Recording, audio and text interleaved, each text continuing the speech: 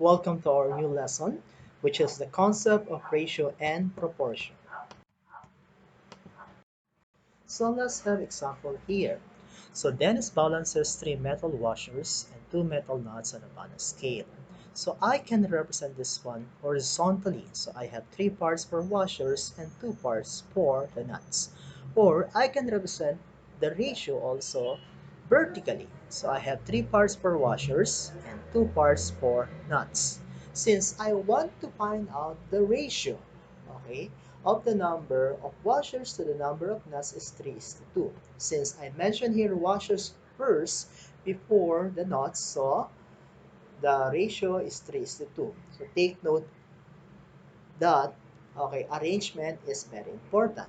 Also, the ratio of the numbers of nuts to the number of washers is 2 is to 3. Since the arrangement now this time is nuts to washers. So finally, to summarize, a ratio is a comparison of two quantities that are expressed in the same unit of measure. So let's have another example. In every classroom, there are 6 electric fans and 2 doors. So what is the ratio of the number of electric fans to the number of doors? So there are 3 ways in writing a ratio. So the first one is the word form. I will take only the numbers 6 and 2 respectively. So I have here 6 to 2. Also, I have the column form. So I have 6 is to 2. And finally, on the fraction form, I have 6 over 2.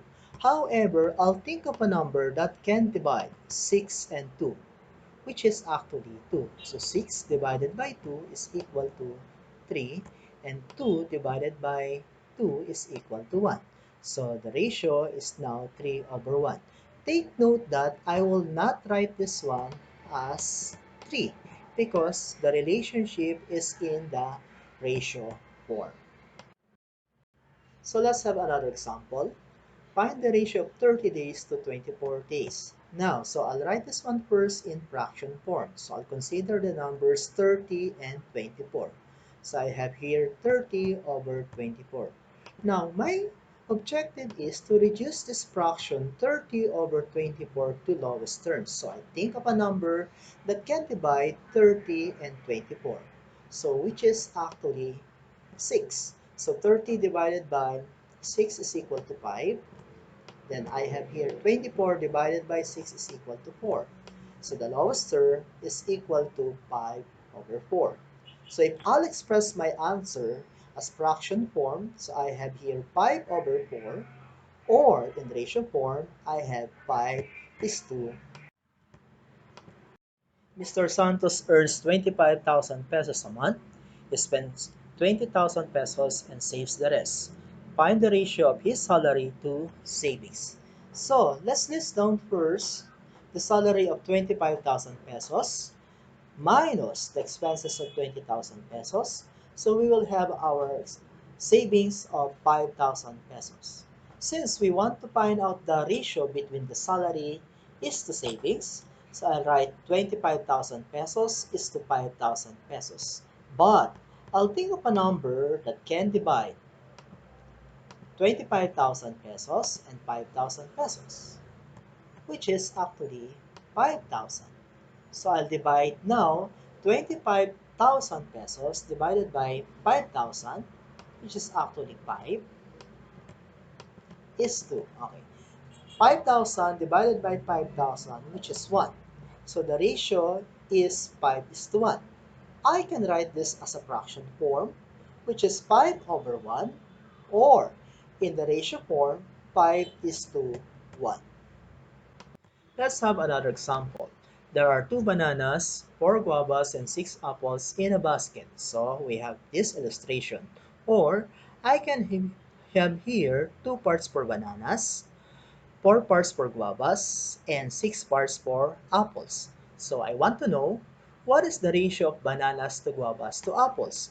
So I'll consider the numbers. Okay, 2, 4, and 6. I have here 2 is to 4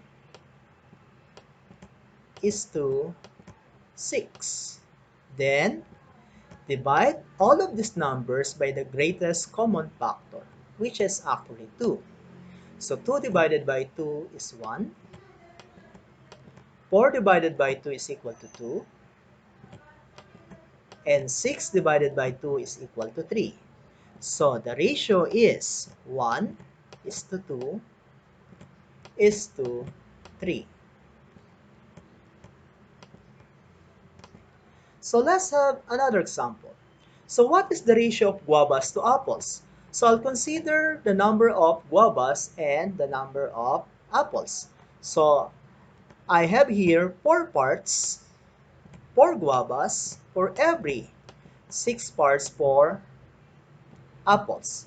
But take note, this is not yet on the lowest terms. So I'll divide everything by 2.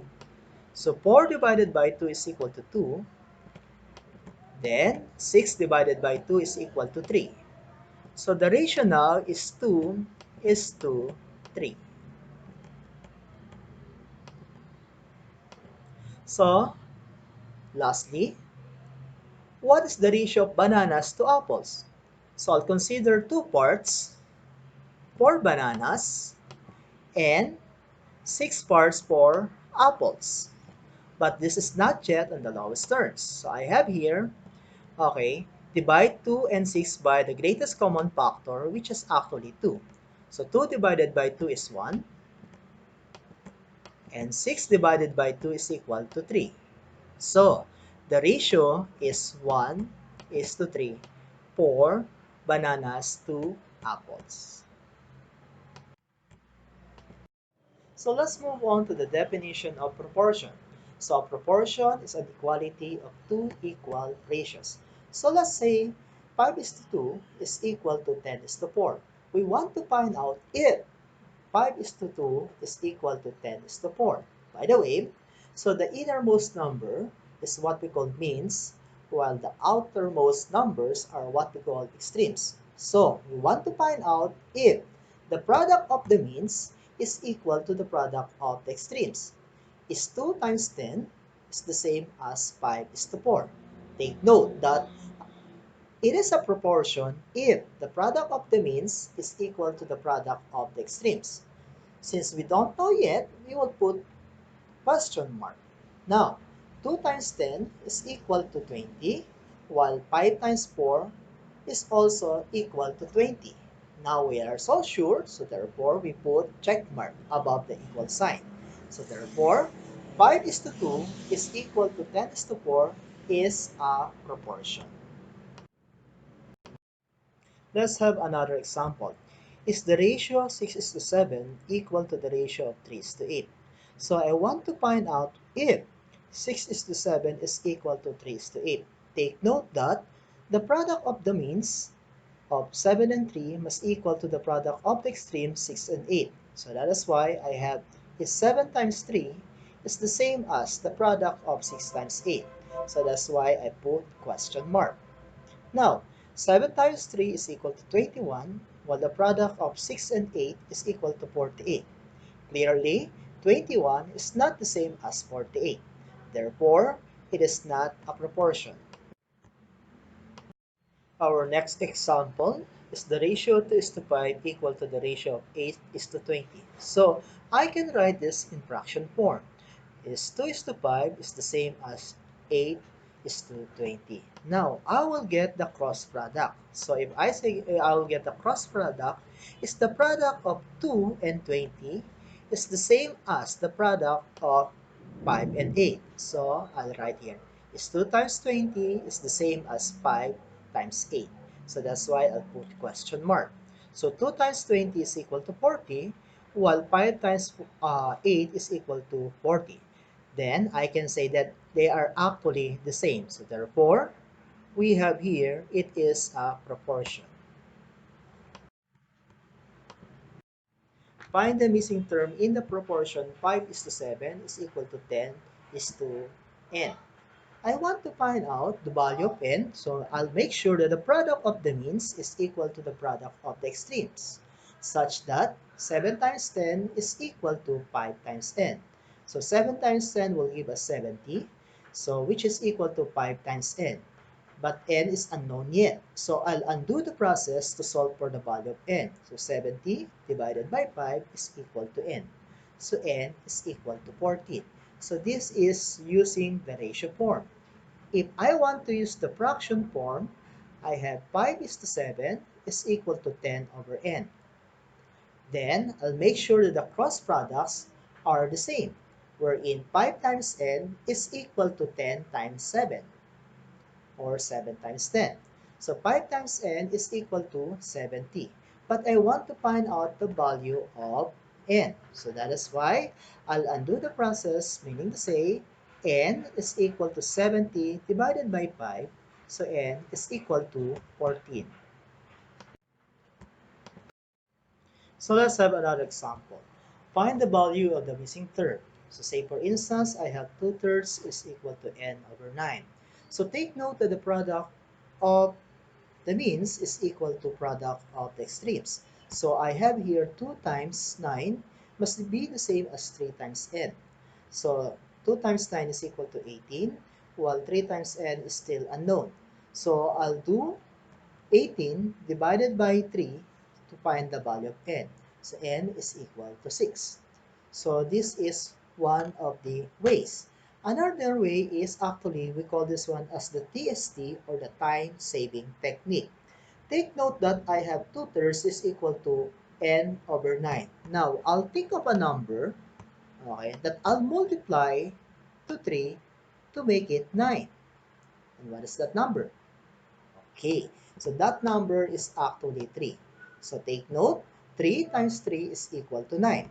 Next, I'll multiply the same number, okay, to 2, okay, to get the value of n, meaning to say 2 times 3. So here, I have 2 times 3, so n is equal to 6. Let us have some examples. So find the value of the missing terms, so using the time-saving technique. So I have here example 3 over 5 is equal to n over 20. Now, think of a number that will you multiply to 5 to make it 20. Okay? So that number is actually 4. So take note that 5 times 4 is equal to 20. And we will multiply the same number to 3 to come up with the value of n. So 3 times 4, so that is the value of n. So I have here 3 times 4, so n is equal to 12. Okay, another one. So using the TST, or the time-saving technique, what if I have n over 16 is equal to 9 over 4? Now, here, I'll start with, okay, I'll think for a number that I'll multiply to 4 to make it 16. Okay? And that number is actually 4 again. So 4 times 4 will give us 16.